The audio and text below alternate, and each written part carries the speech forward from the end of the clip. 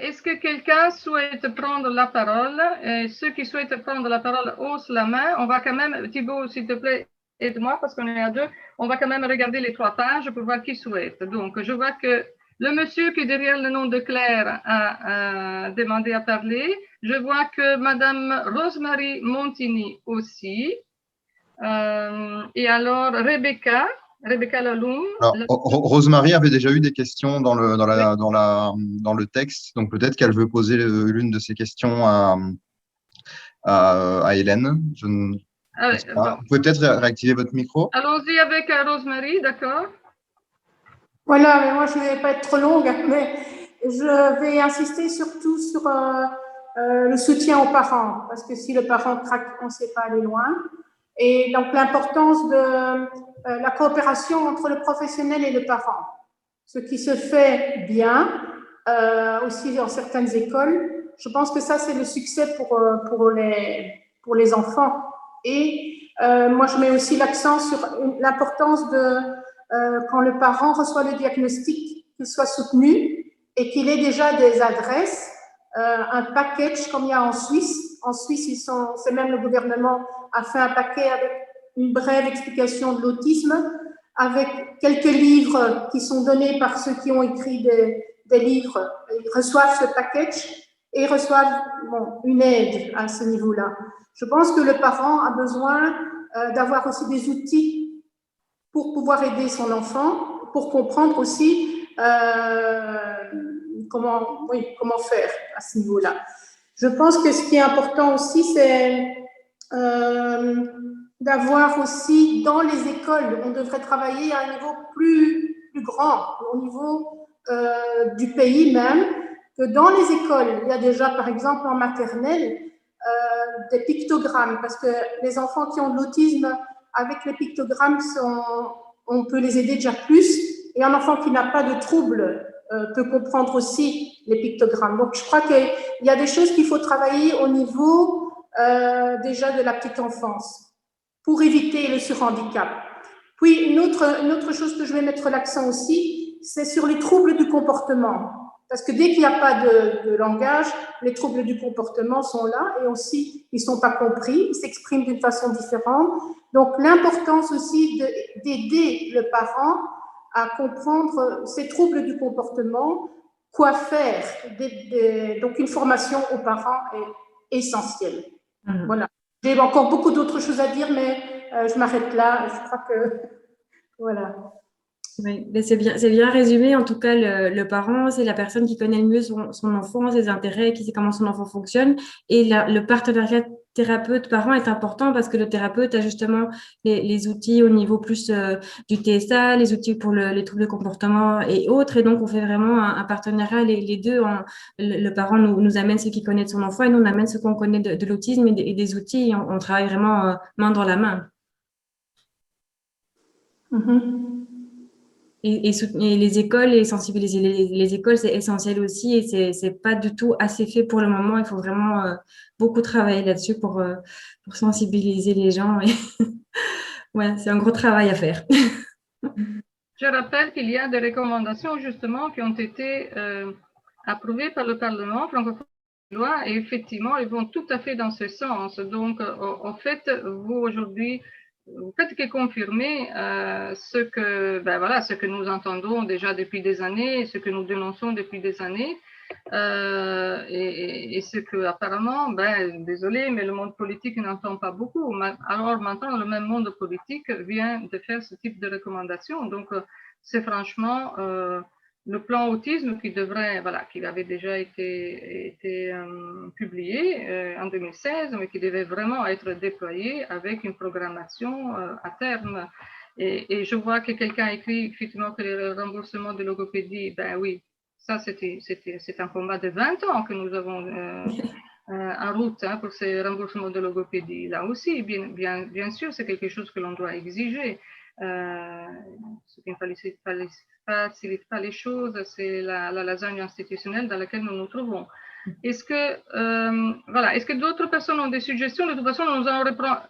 Je demande des suggestions, pas des prises de position, ni nous dire que nous Je demande vraiment aux personnes qui sont dans l'audience, parce que nous n'avons pas énormément de temps et nous allons arrêter peut-être voilà, dans 15 minutes, 20 minutes, enfin le temps qu'il faudra, bien sûr, on va laisser la parole à tout le monde. Mais si vous avez des suggestions concrètes, d'accord, c'est ce qu'on demande. Je vois le monsieur ici, oui. Il faudra, monsieur, il faut que vous décochiez la fonction micro. Voilà. Voilà, vous m'entendez? Alors concrètement, pratiquement, à l'inscription d'un enfant en maternelle, en primaire ou dans le secondaire, au moment où il y a ce contact avec les parents et l'enfant, c'est de poser la question tout simplement si il y a des antécédents au niveau de l'autisme et si il y a déjà des acteurs professionnels. Je pense à l'explication bien claire et précise de la doctoresse de l'hôpital Reine Fabiola.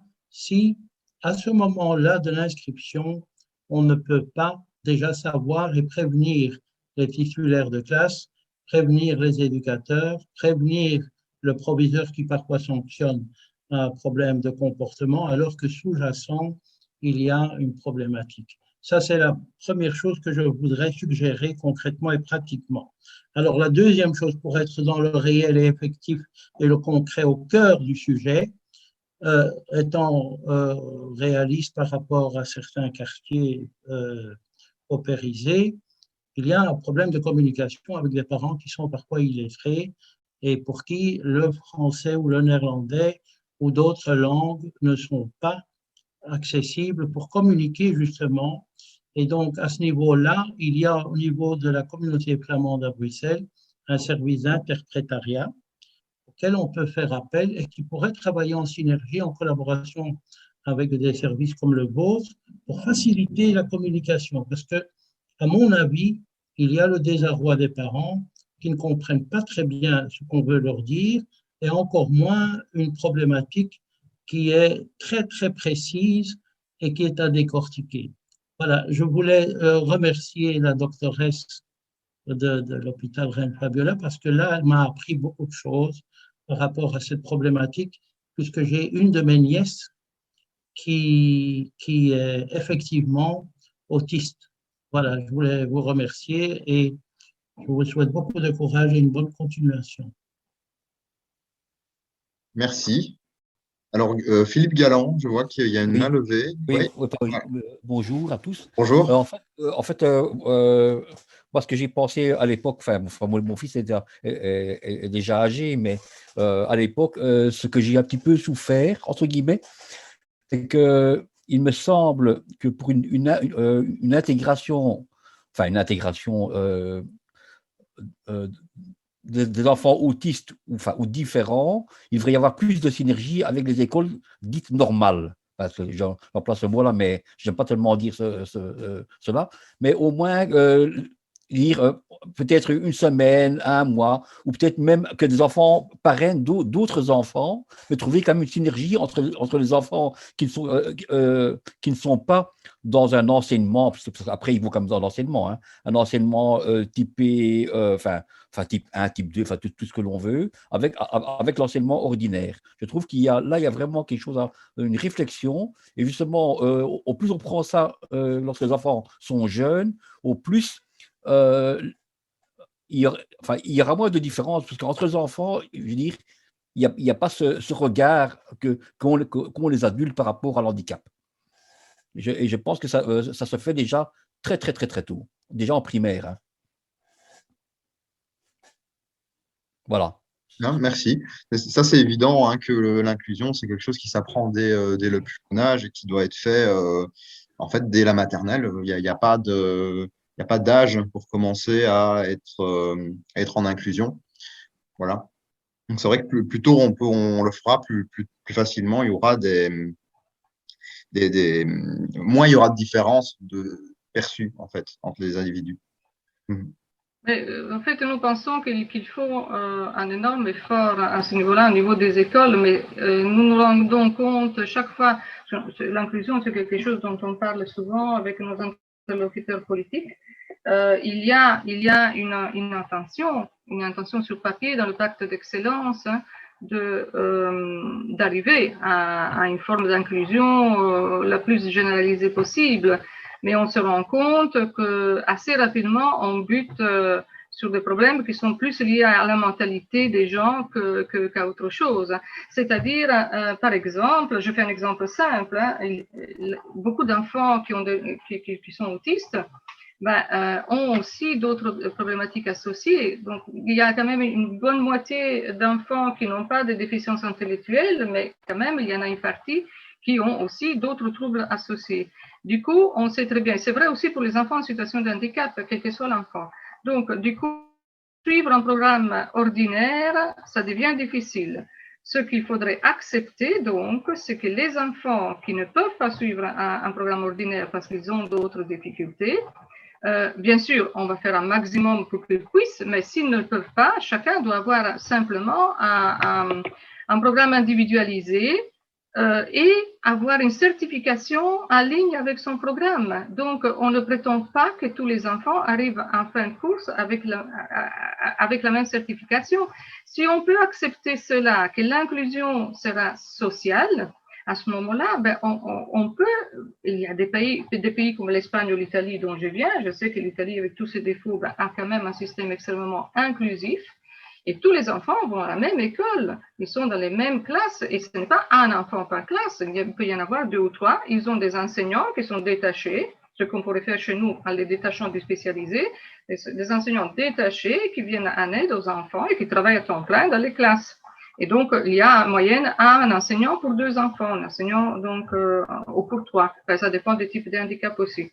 Mais donc, ça, c'est possible. Il y a des aménagements raisonnables qu'il faut mettre en place pour les enfants qui ont des difficultés, ce qu'on appelle les DIS, donc dyscalculie, dyspraxie, etc. Pour les enfants qui ont des troubles sensoriels, comme par exemple des enfants malvoyants ou malentendants, donc on met en place des aménagements raisonnables. Pour les enfants qui ont une déficience intellectuelle, eh bien, on adapte le programme et c'est sûr qu'on ne va pas avoir la même certification, mais au moins on vivra la même vie scolaire à côté des autres. Et ça se fait ailleurs. Nous, quand on parle de ça, on bute contre aussi bien des représentants d'enseignants qui ont très peur de ça, des syndicats qui ne veulent pas en entendre parler, et voilà, des politiques qui nous disent vous êtes des doux rêveurs, ça ne marchera pas. Voilà, moi je le dis comme bien sûr, on va mettre ça dans notre rapport, mais on est bien d'accord qu'il faudrait de l'inclusion, mais l'inclusion, c'est quelque chose qui se travaille de la naissance. Ce n'est pas quelque chose qu'on va imposer comme ça, à un moment donné, on se dit, maintenant, on inclut. Non, on inclut dès la naissance. Dès la naissance, dès qu'il y a un problème. Je vous écoute. Allez-y. Alors, il y avait une question. Oui, enfin, moi je suis pas tellement d'accord parce que si on réfléchit comme ça, alors on pourrait se dire aussi, par exemple, pour le féminisme, alors par exemple, pour le féminisme en politique, on a demandé quand même qu'il y ait une femme sur 2 qui soit élue, nommée, je ne sais pas comment on peut appeler ça. Donc, il faut un petit peu forcer pour obtenir. Et donc, c'est vrai que si on attend, effectivement, les gens se replient sur eux-mêmes. Et voilà, je pense qu'il faut peut-être légaliser aussi et sanctionner éventuellement, je ne sais pas comment, mais en tout cas, les sanctionner pour forcer les gens à avoir une meilleure intégration, une meilleure coexistence et que tout dès la naissance, on n'ait pas peur quand on voit quelqu'un qui soit différent, même dans la rue, parce que c'est ce qui se passe actuellement. Et en Espagne, effectivement, ce n'est pas comme ça, en Italie, certainement pas non plus. Donc voilà, on doit vraiment changer notre vision ici en Belgique sur les personnes différentes. Je pense qu'on est tout à fait d'accord. Voilà. Alors, il y a une question. Oui, pardon. Il y a une question de Sarah, justement, qui revient un peu sur la thématique de ce soir, qui est la maison de l'autisme, où elle dit, est-ce que ça ne pourrait pas être un lieu où, juste après le repérage précoce ou le diagnostic précoce, on pourrait accueillir les enfants et les parents pour un soutien et suivi avec des journées complètes? Je trouve que c'est une excellente proposition. Maintenant, évidemment, il faudra voir quelle est la capacité de la maison. Et oui, bien sûr, l'argent. Non, mais la capacité aussi, parce qu'à nouveau, si on propose, et là, je vais faire un peu l'avocat du diable, si on propose une maison qui peut accueillir 10 enfants, on est comme à l'unité API qui peut accueillir 10 enfants, on est comme dans d'autres projets qui peuvent accueillir très peu d'enfants. Donc oui, si c'est celle d'offrir des services, bon, ça pourrait être une maison de répit. Moi, j'ai entendu des politiques parler d'une maison de répit. La maison de l'autisme serait une maison de répit. C'est en tout cas ce qui a été proposé il y a quelques mois, c'est ce que j'ai entendu, et donc on accueillerait une dizaine de personnes en répit. Bon, voilà, donc ça c'est il faut voir ce que les politiques veulent faire. Nous, ici, on est en train de récolter des suggestions, et après on les enverra aux politiques, on verra bien ce que le politique va décider de faire. Hein. Oui, il y a quelqu'un qui veut intervenir, je vois bien, madame. Je suppose que c'est un pseudo. Vous pouvez. Enfin, attends, il y a Sarah, il y a justement Sarah qui avait posé la question et qui maintenant, voilà. Et après c'est à madame qui a le pseudo Roverloop. Roverloop, ouais. Roverloop, voilà. Oui, donc moi je me demandais aussi, je sais pour la maison de le répit, mais suite à ce que Sophie Carlier mettait en avant et le suivi juste après l'annonce du diagnostic ou en tout cas le repérage des signes, moi je trouvais que c'était intéressant et les avis de tout le monde, parents, professionnels aussi, m'intéressent énormément. Mais dans quelle mesure les parents pouvaient être soutenus dès l'annonce du diagnostic déjà parce que voilà, c'est pas une chose simple. Et puis pour mettre en place vraiment des approches d'ordre comportemental tout en respectant et en considérant les particularités de l'enfant. La question n'est pas là, mais en tout cas de soutenir le parent dans l'après-diagnostic, enfin juste au moment du diagnostic, et puis de lui apprendre à son enfant Api l'a très bien dit, tous les comportements nécessaires, en tout cas pour un jeune enfant, en termes notamment d'autonomie ou même en termes de communication, mais tout ce qui est vraiment au niveau des prémices et des prérequis, je pense que mettre le parent au centre, comme plusieurs l'ont dit, est nécessaire et peut-être que cette maison de l'autisme pouvait répondre à ça. Mais j'entends bien, le besoin de répit est indispensable aussi parce que si les parents, au final, sont à bout, en tant que professionnels, on peut les soutenir et tout ça, tout ce qu'on veut. S'ils sont à bout, c'est compliqué aussi. Donc voilà, je voulais intervenir par rapport à ça. Oui, merci. Du coup, je crois que la personne au pseudo Roverloop avait aussi une question. Oui, c'est ça. Voilà, allez-y. Voilà, bonsoir. Alors, c'est pas un pseudo, donc mon nom c'est Rebecca Overloop. Donc, moi, je travaille au cabinet de Rudy Vervoort et donc j'ai été invitée à ce webinaire aussi.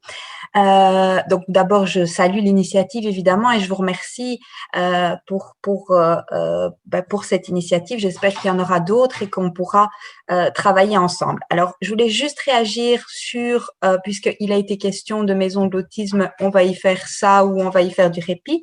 Juste vous expliquer que de toute façon, donc comme vous le savez, je fais 3 minutes, et même pas, parce que je pense que la parole est à vous et c'est ça qui est important aujourd'hui, demain et dans les quelques semaines et mois à venir. L'autisme, il est au cœur des déclarations politiques, tant régionales que communautaires pour cette législature. Vous l'avez compris, vous l'avez entendu, vous l'avez lu. On travaille, je pense que vous travaillez énormément, le GAMP, mais d'autres associations aussi, avec les parlementaires. Donc vraiment, il est au cœur des déclarations. Alors ici, l'idée d'une maison de l'autisme, c'est un petit peu est apparue comme une espèce d'évidence, puisque il n'en existait pas à Bruxelles, qu'il en existe ailleurs. Et aujourd'hui, la question s'est posée de savoir, une maison de l'autisme, oui, mais pour y faire quoi? Qu'est-ce qui serait le plus important? Donc ça, c'était notre question de départ. On a eu beaucoup de retours de parents, d'associations qui nous ont parlé de répit, qui nous ont parlé d'un lieu unique d'information à Bruxelles où les parents sauraient d'emblée que c'est là qu'on se dirige et que c'est là qu'on va avoir. J'ai entendu parler, Rosemary, merci pour l'histoire du package qui se passe en Suisse. C'est, je trouve, une idée intéressante que les autorités pourraient mettre sur pied. Voilà, je pense qu'on est au départ d'une collaboration. Je tiens juste à souligner ça aussi, c'est que l'idée n'est pas que le politique avance seul, mais que le politique avance main dans la main avec le secteur, tout le secteur, pour qu'on arrive à avoir une maison qui corresponde à tout le monde et une maison que tout le monde attend, pas une maison que nous avons imaginée ou que qui n'aurait pas son utilité, sa place. Alors aujourd'hui, on en est pour ce faire parce que on s'est rendu compte en testant un scénario possible, que tout le monde n'était pas spécialement unanime dans ce scénario-là, on a lancé, enfin, il va se lancer dans les jours qui viennent, une étude de faisabilité. Et donc, on a fait un cahier de charges et on a fait appel à des prestataires potentiels qui vont répondre à ce cahier de charges. L'idée étant que dans cette étude de faisabilité, un des volets est évidemment la consultation du secteur. Donc, vous allez être tous consultés, mis autour de la table, tous, je pense évidemment aux représentants des parents. Malheureusement, on peut pas, il va être difficile d'avoir un contact avec tous les parents, mais on aura un contact, en tout cas le prestataire, avec toutes les associations du secteur. On sera tous autour de la table pour ensemble discuter des différents besoins. Voilà, je voulais juste que ça soit clair. Donc aujourd'hui, il n'y a rien qui est décidé, il n'y a rien qui est figé. Bien au contraire, l'idée c'est maintenant d'avancer ensemble et de se dire, ok, essayons ensemble de mettre sur papier tout ce dont vous avez besoin et tout ce qui est prioritaire dans vos besoins. Voilà. Merci beaucoup pour cette intervention.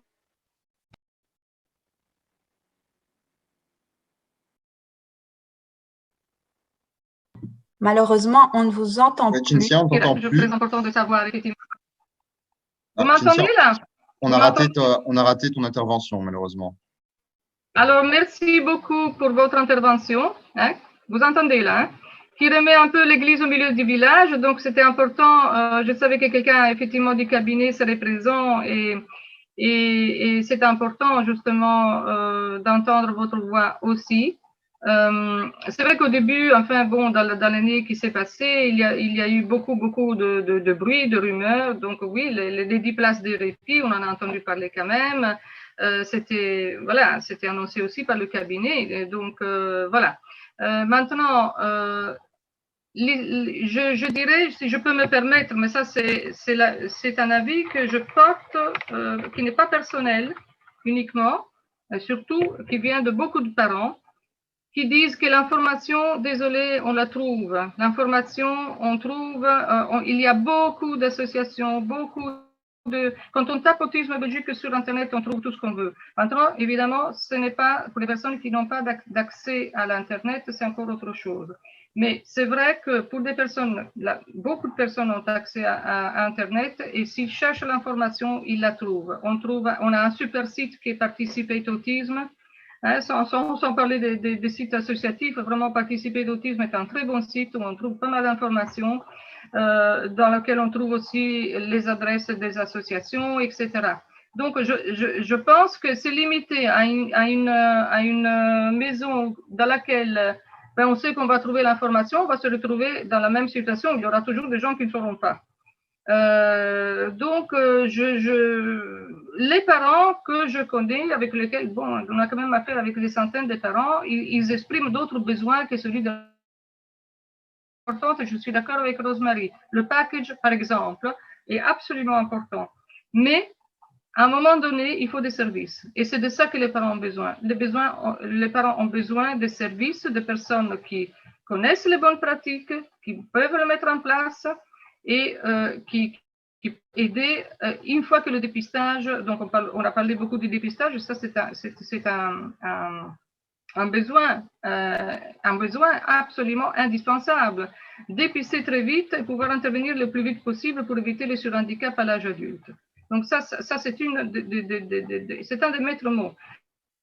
si les services manquent à ce moment-là, si la guidance parentale, si la formation, voilà, la formation des parents est indispensable. Si cela manque, je pense que proposer de l'information, ce n'est pas suffisant, vraiment, vraiment pas. En tout cas, moi je le pense et beaucoup de parents le pensent aussi parce qu'on les a interrogés. Donc ça, je pense que c'était important de le dire.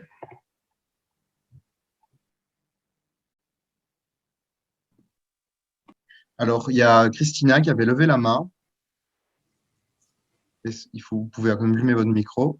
Oui, voilà. Bon, désolée, d'abord, j'ai énormément de colère, notamment parce que c'est l'UDERF qui a parlé et j'ai beaucoup de colère par rapport à l'UDERF, voilà. Notamment parce qu'ils n'ont pas diagnostiqué mon fils et qu'ils m'ont laissé vraiment dans la merde pendant plusieurs années. Donc, il est vraiment autiste. Il a des handicaps associés et je trouve qu'effectivement, on a un besoin de services, mais énorme. On n'en a pas suffisamment. Nous donner de l'information, c'est bien gentil, mais on a besoin de l'aide au quotidien. Enfin, je veux dire, être parent d'enfants autistes ou avec handicap ou n'importe quoi, à un moment donné, on est à bout. Et la situation actuelle, je suis un peu en colère vraiment par rapport à cette soirée parce que j'ai l'impression que tout va bien alors qu'il n'y a rien qui va. Il y a de plus en plus de parents qui sont au bout du rouleau parce que moi, j'ai encore la chance que le centre de mon fils reste ouvert, mais le nombre de centres qui sont fermés depuis 1 an où les enfants sont ballottés à gauche, à droite et les parents n'ont qu'à se démerder. Voilà, moi, je trouve ça vraiment scandaleux. Donc, des maisons de répit, on en a besoin. Il y en a pas beaucoup, il n'y en a pas suffisamment. Et alors, en plus, quand il y a des grandes dépendances avec troubles du comportement, il n'y a personne qui va accepter ces enfants-là. Donc, il faut voir aussi les enfants avec grande dépendance et troubles du comportement, où ils sont accueillis. Les parents, ils sont complètement laissés à l'abandon. Ceux-là, on les oublie complètement. Et alors, moi, je trouve que la formation, elle est importante, mais elle doit être continue. Donc, nous donner une formation une fois comme ça, c'est bien beau. Il faut qu'on nous coach régulièrement, quoi, parce que voilà, c'est pas suffisant pour avoir ces mécanismes dans le quotidien et nous aider. Et puis, il n'y a rien à faire. Moi, je ne sais pas comment les autres parents se sentent, mais on se sent quand même vachement seul dans nos situations. Quand on se trouve face à notre enfant qui fait des crises et qu'on ne sait pas comment le contenir, comment réagir, etc., et qu'on nous dit on ne sait pas vous aider, c'est très gentil, merci. J'ai téléphoné une fois à l'UDERF en disant mais vous attendez quoi, que je saute par la fenêtre? Je n'ai eu aucun retour, aucun. On m'a laissé dans la merde. Voilà, désolée, mais j'ai vraiment une grande colère là. Vous avez raison d'être en colère, point.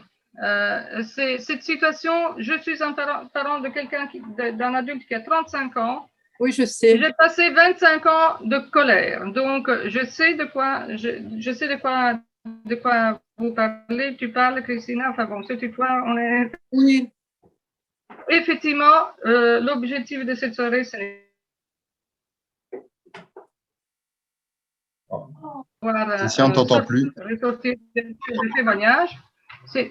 L'objectif de la soirée n'est pas du tout de montrer un portrait lisse donc de la situation, qui du contraire, je suis très contente que tu interviennes à ce sujet. Maintenant, voilà, on va pas, j'entends bien ce genre de situations, je les entends aussi bien avec l'UDEF, l'UCL et le SUSA, je dois avouer que je les entends, voilà. On tombe sur un professionnel qui ne sait pas aider, on tombe sur une équipe qui est saturée, et oui, effectivement, on peut l'entendre avec tous les centres de référence. Maintenant, on ne va pas jeter tous les centres pour cela.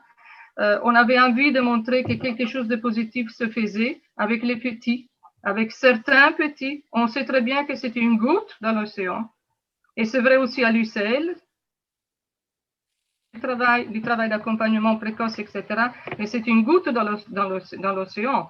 Et donc, il y a 95% des parents, des familles qui restent en dehors de tout ça. Et ça, voilà, je suis la première à le savoir pour avoir dû me démerder toute ma vie aussi avec mon fils. Alors, quand on arrive aux adultes et aux adultes de grande dépendance, alors c'est encore toute une autre affaire. Donc, ça, on connaît aussi. Comme moi, d'avoir été en Flandre.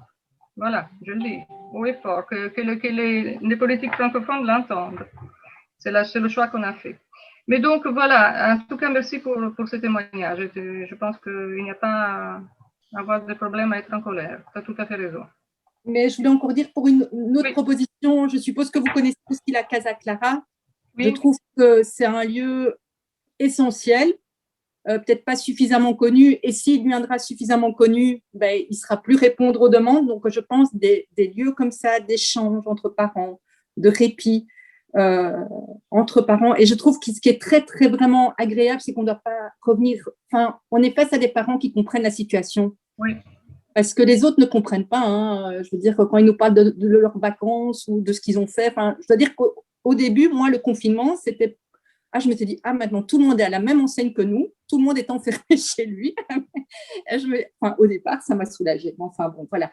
Mais je veux dire, ne pas devoir expliquer ce qu'on vit et pouvoir directement échanger avec d'autres parents, moi, je trouve que ça fait un bien fou, quoi. On retient l'idée de la Casa Clara parce qu'effectivement, ils ont eu aussi des difficultés et ils étaient prêts de fermer à une certaine époque. Donc, je pense que ça, c'est un message qu'on va envoyer aux politiques qui est important. La Casa Clara doit être subsidiée, elle doit être pérennisée et peut-être qu'il en faudrait quelques-unes en plus. Merci. Alors Jean-Marie, tu avais levé la main. Oui, bonsoir à toutes et à tous. Je n'ai pas malheureusement pu suivre la soirée depuis le début, mais donc je la prends en route. Et donc je me présente, je suis donc Jean-Marie Huet, je fais partie de pas mal de conseils consultatifs, que ce soit au niveau communal à la Louvière, au niveau de la région wallonne et depuis peu au niveau du fédéral. Je voulais rebondir un petit peu sur ce que j'ai entendu de la part de la personne qui représente le cabinet de Rudy Vervoort. Effectivement, il faut consulter, etc. Mais une législature, c'est vite passé.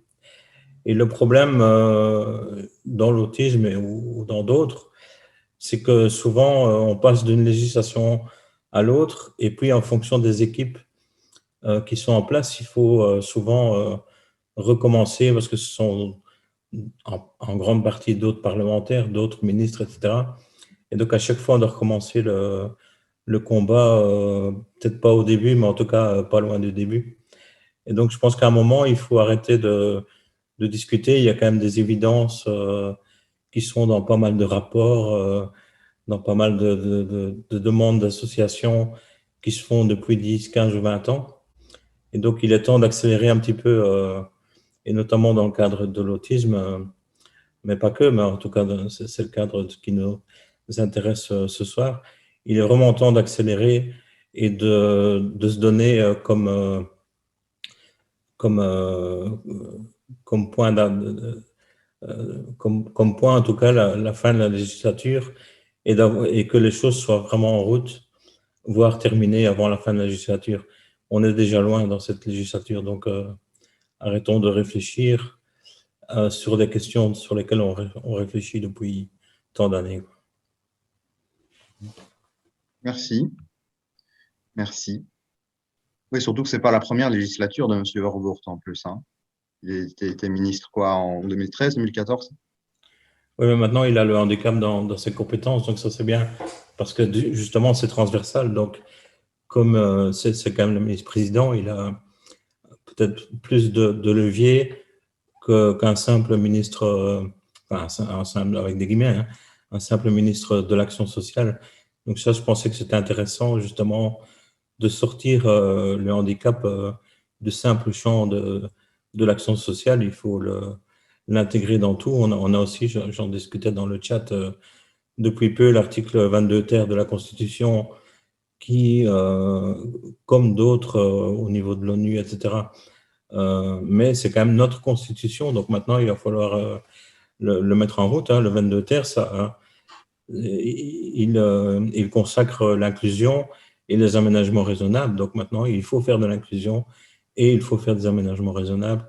C'est aussi dans notre Constitution depuis une semaine, je pense. Donc, profitons-en pour rappeler cela et donc pour accélérer cette fameuse inclusion dont tout le monde parle, mais qu'on attend toujours. Merci Jean-Marie, et je confirme qu'à chaque législature, il faut tout recommencer. Alors moi, je voudrais quand même dire quelque chose. La législature précédente, nous sommes allés en mission autisme au Canada, à Montréal. Il y a eu des rapports qui sont sortis de là. Qu'est-ce qu'on a fait de ces rapports? Bon, il y a ici une personne qui est présente, hein, Françoise Ponsin, voilà. Donc, les rapports ont été faits, ils étaient disponibles. Pourquoi est-ce qu'on doit tout recommencer à nouveau? Il y avait déjà des recommandations à ce moment-là. Et donc, effectivement, chaque ministre recommence avec une étude, avec une recherche, puis on arrive en fin de législature, on donnera le rapport de l'étude, et la prochaine législature, si c'est un autre ministre, on va tout recommencer à nouveau. Ça, je le dis aux politiques qui m'entendent, parce que franchement, c'est vrai que ça fait, franchement, moi personnellement, dans l'autisme, c'est depuis 1996 que je suis dans l'associative. Hein. Donc, on a créé une maison de répit à Jean-Blou. On a soutenu la couple de l'autisme ici à Bruxelles. On a créé un fort autisme, on a créé le GAMP pour la grande dépendance, etc. Donc, ça fait depuis 1996 que je suis active dans l'associatif. Donc, ça fait beaucoup. Hein. Ça fait 25 ans? Oui, 25 ans. Ouais. Eh bien, j'espère arriver à l'âge de 80 ans pour voir quelque chose, mais je ne suis pas sûre que je vais y arriver. Et ça, pour moi, c'est vrai que c'est assez décevant et assez désespérant. Donc, je le dis aux politiques qui l'entendent, hein, mais voilà. Quelqu'un peut encore parler? Du coup, je ne sais pas si tu... voilà, je voulais juste intervenir parce que donc, moi, je suis directrice d'un centre de jour pour enfants non scolarisés qui au départ accueille des enfants polyhandicapés, mais on a plus en plus de demandes d'enfants avec des spectres autistiques. Et donc, on a fait le choix, en tout cas l'ancien directeur, moi je suis une directrice depuis peu du centre, et on a fait le choix d'ouvrir, d'accueillir ces enfants qui n'avaient pas de place ailleurs parce que, comme on a pu l'évoquer tout au long de la soirée, les places sont vraiment très limitées dans les structures adaptées. Et donc, voilà, le message que je voulais envoyer, c'est que tout ce que vous avez partagé aujourd'hui, nous, on accompagne 3 familles avec des enfants qui présentent des troubles autistiques et en plus avec des troubles associés. Et donc, ces familles sont dans des détresses absolues parce qu'ils ne sont pas accompagnés, ils vivent des choses très difficiles. Et donc, on a fait le choix au niveau de l'institution de se former. On a la chance d'avoir une équipe pluridisciplinaire, des logopèdes qui ont été faire des formations. Et donc aussi dire aux politiques qu'il y a des structures qui sont prêtes à jouer le jeu et à être partenaires dans ce processus. Je pense qu'il est temps, ça fait des années qu'on parle de ce système, qu'il faut mettre des choses en place. Et voilà, vous évoquiez, Madame Overlop, la possibilité de faire partager le secteur. Il y a des équipes qui sont là et qui sont prêts à nous. Voilà, j'ai des professionnels qui commencent la formation universitaire l'année prochaine. On est prêt à être partenaire, mais il faut nous donner les moyens parce que ces familles, quand les dépistages ne sont pas suffisamment précoces, se retrouvent dans des situations très difficiles. Et aujourd'hui, je n'ai pas la certitude de pouvoir maintenir ces enfants dans ma structure parce que les troubles du comportement s'accumulent de plus en plus et à un moment, il y a une réalité au niveau du collectif. Donc voilà, nous en tout cas, il y a des équipes et il y a des institutions qui sont tout disposées à faire partie du challenge et qui sont disposées à se former spécifiquement pour accompagner ces familles et ces enfants différents. Merci à vous. Ok. Le temps s'est écoulé depuis un peu de temps, déjà une petite demi-heure. Si d'autres personnes ont des questions, c'est maintenant, ou plus que des questions, on aimerait vraiment des propositions concrètes, parce que je pense que, voilà, malheureusement, nous ne pouvons pas nous répondre à pas mal de questions. Donc, si vous avez une proposition très concrète pour la maison de l'autisme, eh bien, c'est le moment, et puis nous allons résumer tout ça. Hein. Ça va? Voilà, moi je voudrais soulever une question très concrète par un questionnement entre les parents pour qu'ils puissent sortir de cette solitude et ce sentiment d'incapacité, d'impuissance par rapport au phénomène. Donc, nous sommes dans l'ère de l'Internet, nous sommes dans l'ère du confinement, et je pense que la création d'une plateforme d'échange citoyenne à travers toute la Belgique, dans les 3 langues, ce serait déjà un point de plus pour permettre à la parole de se libérer. Il existe des tas de groupes de parole, alors pourquoi pas une Ça plateforme? existe, monsieur. Il y a plein de groupes sur les réseaux sociaux. Je suis moi-même, je gère 2 groupes avec des centaines et des centaines de personnes. Et on fait partie aussi d'autres groupes où il y a 800 par an. Enfin, ça existe, hein, vraiment, ça existe. C'est très bien, c'est très bien. Et alors, il y a aussi les maisons de participation dans chaque commune qui peuvent être un lieu de réponse aux questionnements et qui peuvent mettre en présence tous les acteurs. On a besoin d'action, monsieur. Ça, ce sont des cache-sexes, c'est tout. On n'a pas besoin de ça. On a besoin de vraies créations, on a besoin de vraies solutions. Et comme dit Cynthia, ça fait 30 ans qu'on les attend. Oui, mais madame, moi, je voudrais vous dire une chose, c'est que l'autisme, il est à prendre en compte dans une globalité. Vous pouvez mettre le projecteur sur l'enfant, comme vous le faites dans le quotidien, mais il y a tout le contexte dans lequel l'enfant vit. Et le contexte, c'est le social, c'est le médical, c'est la culture. Mais comment le contexte peut aller bien si l'enfant va mal, monsieur? Comment l'entourage peut aller bien si on n'a pas de solution, qu'on n'est pas pris en main? C'est une très bonne réponse, question plutôt. Eh bien, le jour où nous aurons des acteurs politiques qui seront en phase avec la réalité du terrain, avant, pendant ou après les élections, eh bien, ce sera un grand pas en avant. Et je crois que cette période de confinement va leur permettre de se remettre en question et de renouer avec le terrain et ne pas attendre la période des élections pour faire des coucous revoilous et arriver à des phases concrètes. Moi, je suis convaincu et chargé d'espoir pour qu'on garde ce contact avec les citoyens et pas attendre nécessairement les législatures, parce que comme a dit M. Jean-Pierre là, il a tout à fait une vision globale et modérée et réaliste. Il ne faut pas attendre Godot pour que les autistes soient entendus. Et alors, à propos de vos interventions, moi j'ai appris beaucoup de choses et je vous en remercie. Merci. Merci à vous, monsieur. Je pense qu'il faut vraiment qu'on arrête et je vous propose, de nous contacter en MP, enfin, un message privé ou avec, sur notre comment dire, mail info@gamp ou communication@gamp.be, mais on a dépassé d'une demi-heure en fait déjà notre webinaire. Et sinon, on n'aura plus personne ensuite. Et je pense qu'il y a des personnes qui souhaiteraient peut-être aller manger. Mais moi, je n'ai pas encore mangé, mais bon, voilà. Je vous propose de nous envoyer par mail donc d'autres suggestions. Nous allons faire le tour déjà par rapport à l'enquête qu'on a déjà menée et ensuite vos propositions d'aujourd'hui et celles qui viendront après. Et on va envoyer tout ça à Madame Rebecca Overloop. Voilà. Merci beaucoup, ça a été très bien et bonne soirée à tout le monde. Merci, au revoir. Bonne soirée. Au revoir, au revoir. Bonne soirée, merci à tous. Merci à nos intervenants surtout, hein. Merci à nos intervenantes. Oui.